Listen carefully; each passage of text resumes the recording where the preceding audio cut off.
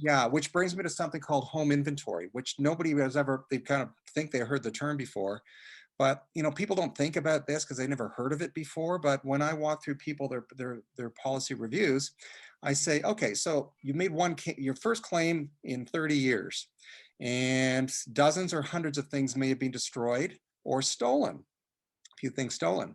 You're going to have to put together a spreadsheet, room by room, with a list of stuff that's gone. Now, everybody gets compensated for the everyday average stuff. That's a no-brainer.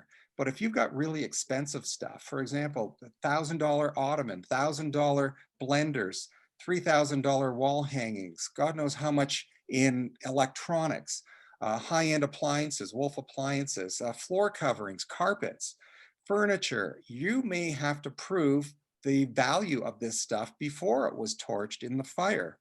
And what I tell people is walk around with your smartphone and start taking pictures of SKUs, serial numbers, and those things, so you can prove exactly what you had. In terms of clothing, do you know anybody who's got lots and lots of shoes?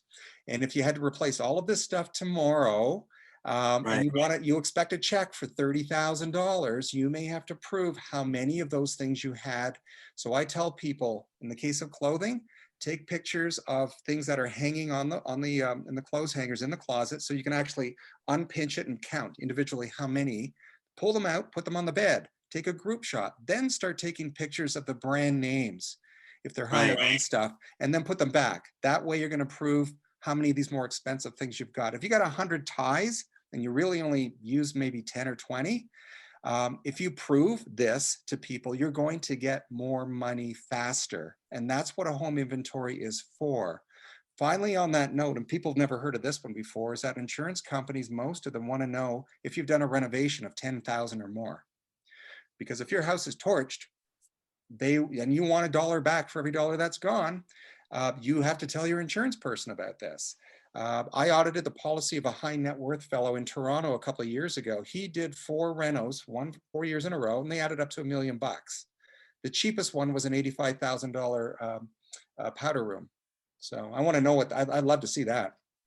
But at any rate, he said, I never knew this, Larry. So you're telling me that rebuilding my house should have been $1 million more because of this? And I said, yes, theoretically, your insurance company doesn't have to pay you a cent if it's torched because you didn't tell them.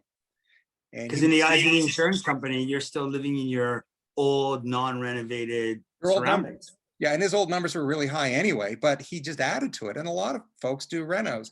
I tell families that usually if you buy a new house from a builder, usually a young family, the first significant reno they do is they finish the basement so they can put the kids down there, padlock the door, and leave them there. But they don't. I don't know what you're talking about. We don't do that. 20, 30, $100,000 later, and guess where the water goes? In the basement. Yeah, totally. And you never knew. They don't have to pay you for that stuff. I wanted to say thanks for joining us, everyone. I hope you learned something here. And my email address, if you want to reach out and learn a little bit more about this, is larry@policyreviews.ca. You'll see that on the screen below. And again, I want to thank Angelo and company for having me behind the vault. Be safe, everyone. Take care.